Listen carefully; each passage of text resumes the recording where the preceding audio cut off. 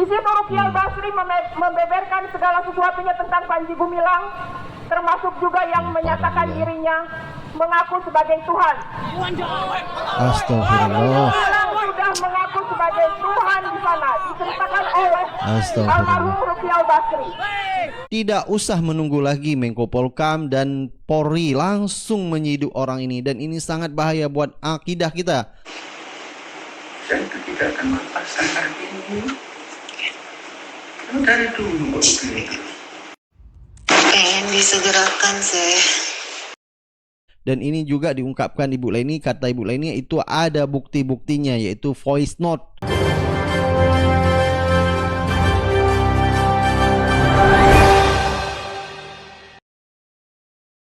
Assalamualaikum warahmatullahi wabarakatuh. Kembali lagi di suara Anda. Baik, hari ini kita akan mereaksikan yaitu video Ibu Leni yang merupakan mantan wali santri Ponpes Al Zaitun, di mana kemarin tanggal 26 di acara aksi 266 FPI, yaitu dalam rangka unjuk rasa menuntut Ponpes Al Zaitun segera dicabut izinnya dan Panji Gumilang segera ditangkap.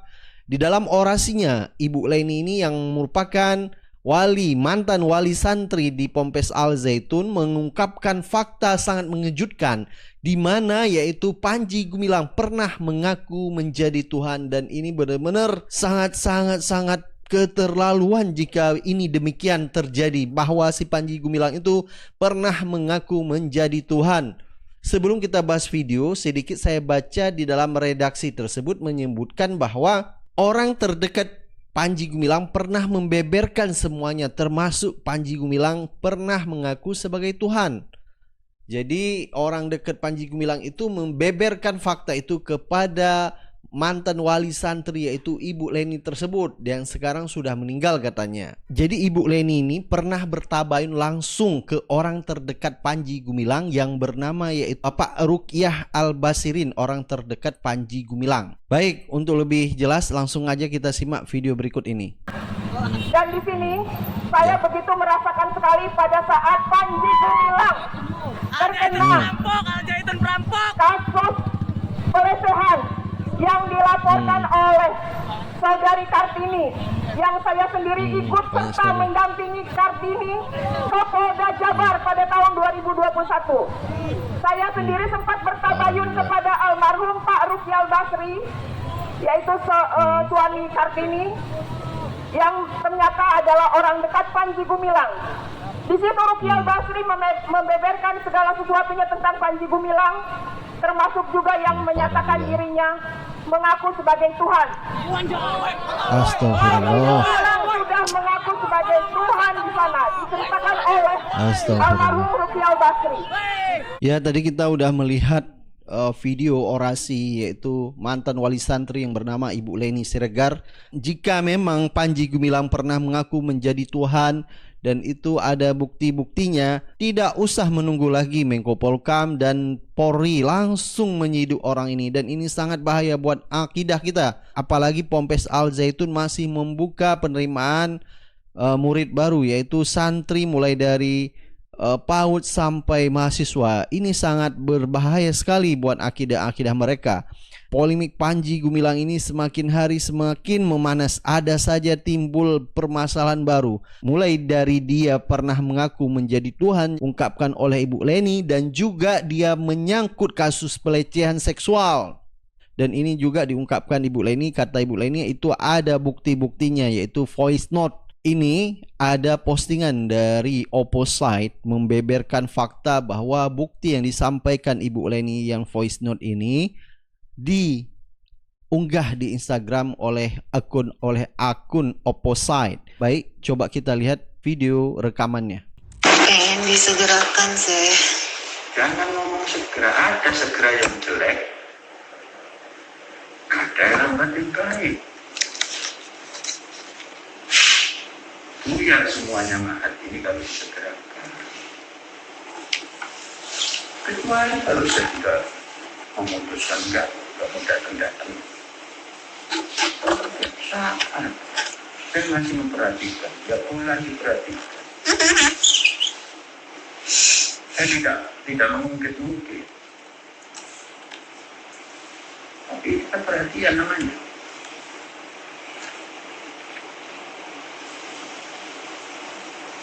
Jangan mengancam begini saya. Kembali saya itu sudah punya ketenangan ketika punya Kartini. Hanya nggak tahu, saya tetap beda hati. Saya itu merasa tenang. Kartini harus sabar, seperti saya juga sabar. Ada waktunya.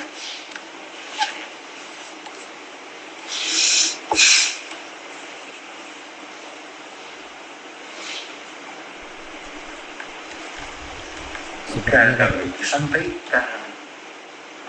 Saya tidak mengajari, tapi sampaikan. Saya tidak sanggup. Ada tugas bagaimana Kartini. Pun itu melalui SMS saja, bukan datang. Dan dia sudah beria-ia karena Kartininya nyanggupi. Saya cepat kalau memang saya tidak Kartini tidak mungkin nanti saya sampaikan biar dia ambil orang lain.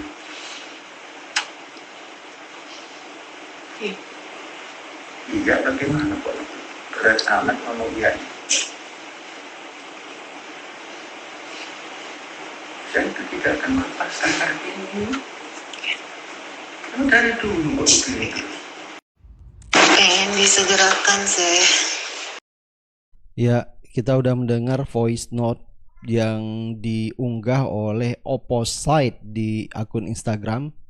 Jadi membeberkan voice note percakapan antara Panji Gumilang dengan Kartini.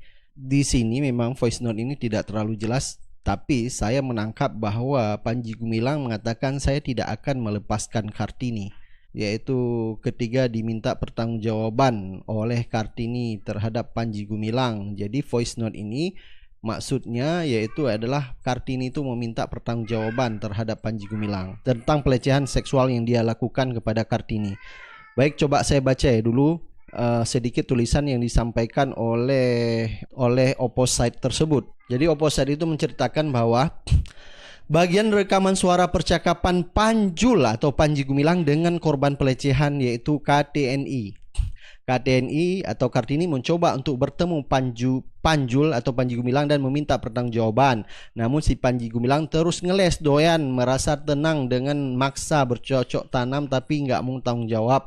Masih ada rekaman lainnya yang akan dipublish nanti. Ini kata Opposite. FIFA.co.id. Pada tahun 2018, Panji Gumilang sempat melakukan pelecehan seksual terhadap mantan pegawainya yang berinisial K atau Kartini. Namun korban baru melaporkan pendiri pondok pesantren Al Zaitun tersebut pada tahun 2021 karena lingkungan Al Zaitun yang sangat ketat. Bahkan saat berobat ke rumah sakit pun Kartini selalu mendapat pengawalan dari petugas Ponpes Al Zaitun.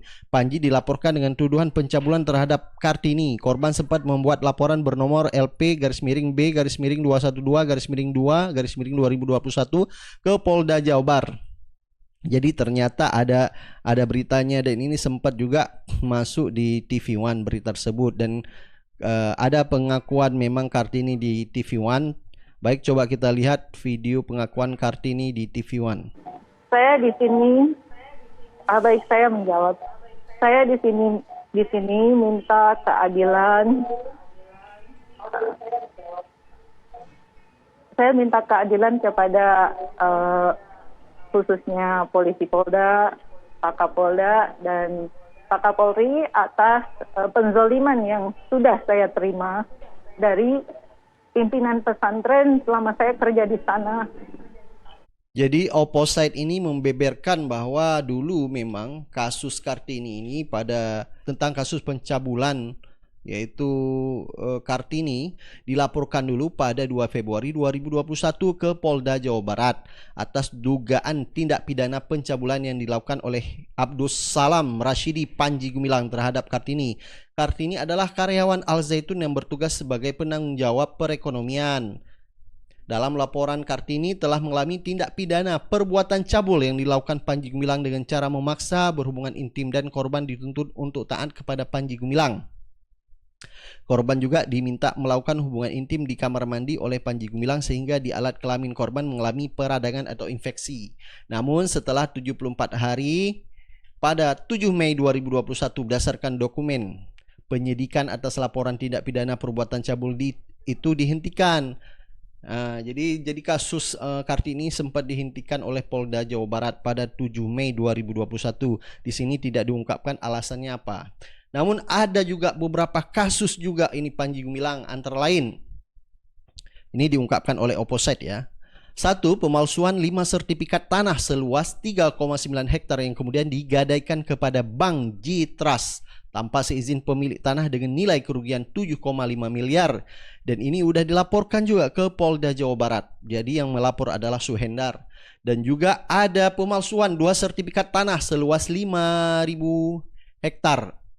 Seluas 5 hektar ya, yang kemudian digadaikan kepada Bank J-Trust tanpa seizin pemilik tanah dengan nilai kerugian 1 miliar.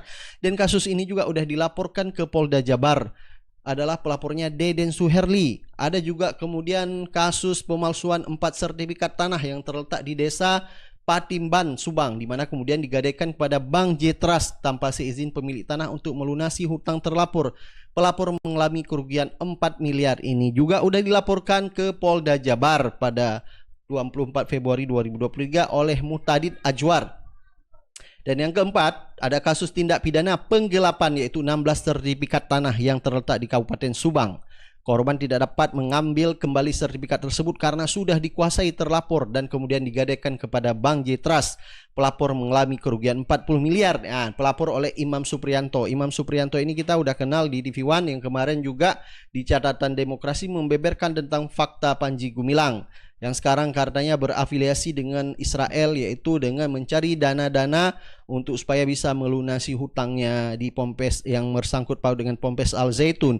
Dan ini yang menjadi aneh, kenapa dululah begitu banyak laporan-laporan tapi tidak diproses oleh pihak Polda Jawa Barat. Sekarang belum kasus-kasus yang lainnya yang kita lihat. Dan kalau menurut saya ini ya, seperti Menko Polhukam tidak perlu lagi menginvestigasi, mempelajari tentang Ponpes Al Zaitun atau Panji Gumilang dengan kasus-kasus kemarin yang tidak diungkapkan oleh Polda.